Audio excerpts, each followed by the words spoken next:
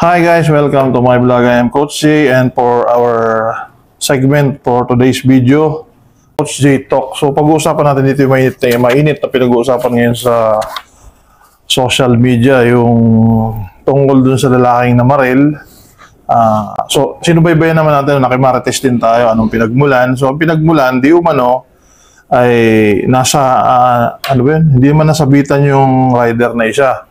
Pa ganun-ganun daw yung takbo ng 4 wheels, ng SUV, napinahan yung motor, muntik na hagip kasi naginilidan siya. Sabi doon sa video, ginilidan siya.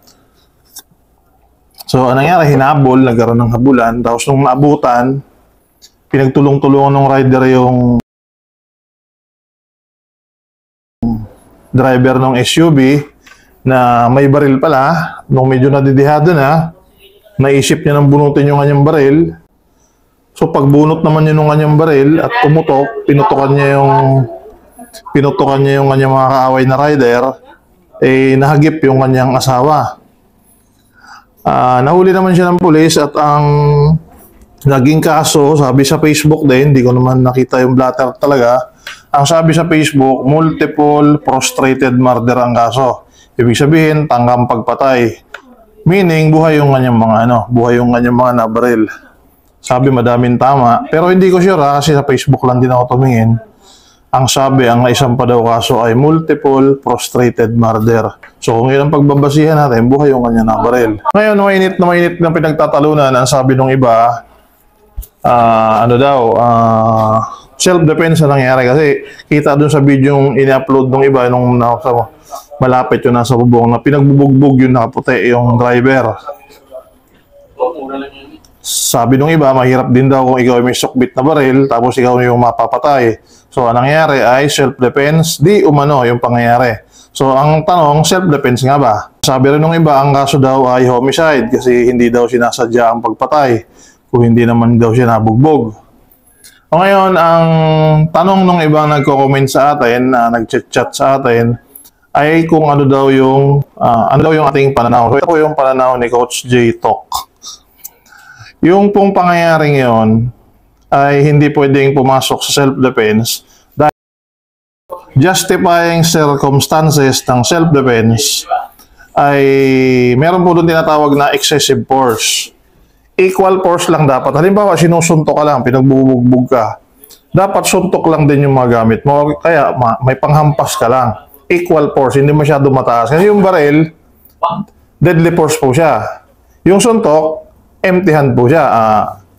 Bare hand lang siya. So yung baril, may weapon ka, at napakalakas pong puwersa ng baril. So hindi po siya magmamaterialize sa self-defense kasi po nga, excessive force po siya. So,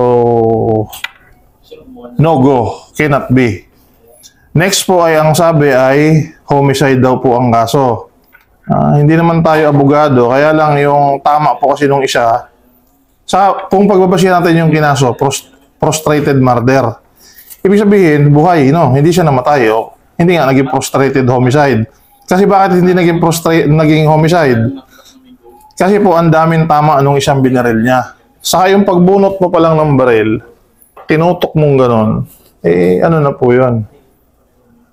Papasok na po yun sa murder kasi plinano mo talaga silang patayin tapos puro fatal pa ang tama.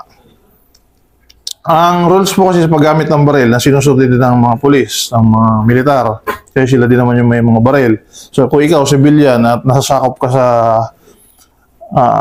gumagamit ka ng baril, so nasasakop ka rin ng rules na yun. Yun po yung rules of engagement. Ang lawful po na paggamit ng baril ay in case na po ikaw ay nasa bingit na ng kamatayan. In the presence of imminent danger. Halimbawa po, yung bahay mo, pinasok ng mga armadong lalaki, pinagnanakawan ka. So pag nakita halimbawa, nagnanakaw sila at nakita mo sila, siguradong gagawa nga nilang hindi maganda. So doon po yung papasok yung paggamit po natin ng deadly force. Doon po na ma-justify bakit ka gumamit ng deadly force. Ano pa ba ang ibang sample? Halimbawa po kayo ay hinahabol ng saksak o hinahabol ng taga. O yung humahabol sa'yo, nakapanaga na, nakapansaksak na, ikaw na isusunod. So, pwede na po siyang ma-justify. Pero kung ikaw po yung sinusuntok lang, hinasampal ka lang, hinahampas ka ng payong, babarilin mo, hindi po yung pwedeng sabihin, self-defense lang ginawa ko, hinampas ako ng payong.